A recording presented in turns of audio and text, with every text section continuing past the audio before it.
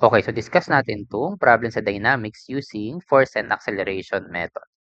A 10 kilogram ball has a velocity of 3 meter per second when it is at A along the vertical path. Find the tension and the increase of speed of the ball, no?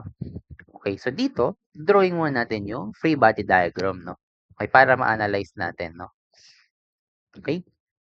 So ito, we have this axis, no? Yan.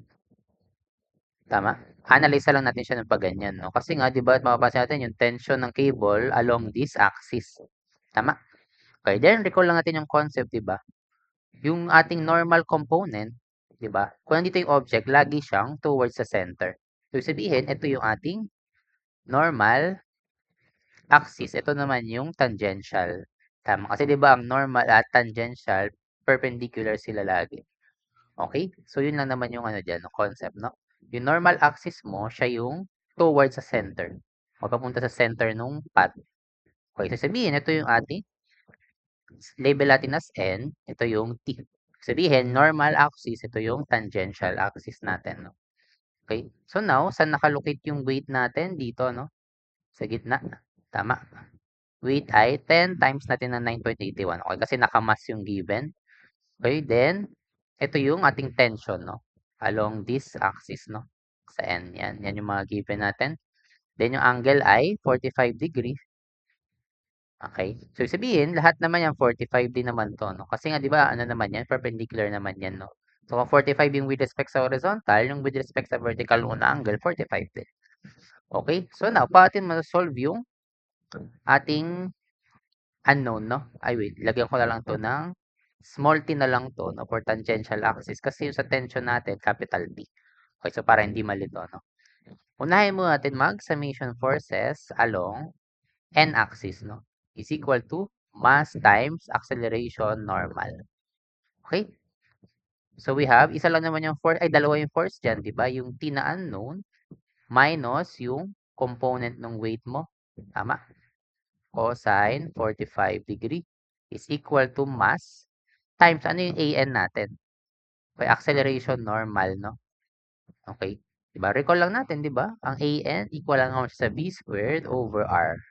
May given naman yung velocity, which is 3 squared over yung radius mo. Ano ba yung radius ng path? That is 2, di ba? Ayan. Ito naman, given naman siya, 2 meter. So, this is equal to 4.5 meter per second squared. Okay? So, ito ay 4.5. Kaya yan, masolve na agad natin yung tension ng cord, no? Okay. Plug in na lang yan, no? Minus 10 times 9.81 cosine 45 is equal to 10 times 4.5. Shift solve natin, that's 114.367. 114.367 Newton. Ito na yung ating answer. Okay? So now, may isa pa tayo pinapahanap, yung increase in speed, which is yung A sub T natin. Okay, so pagka ganyan naman, di ba, A sub T, so mag-summation forces naman tayo along the tangential axis. Summation of forces along tangential axis is equal to M times acceleration tangential. Okay, so ano yung mga force along this t-axis, di ba? Isa lang naman, which is yung component lang ng weight, okay? Kasi yung tension natin along n-axis siya, di ba? Wala naman na ibang force involved, tama?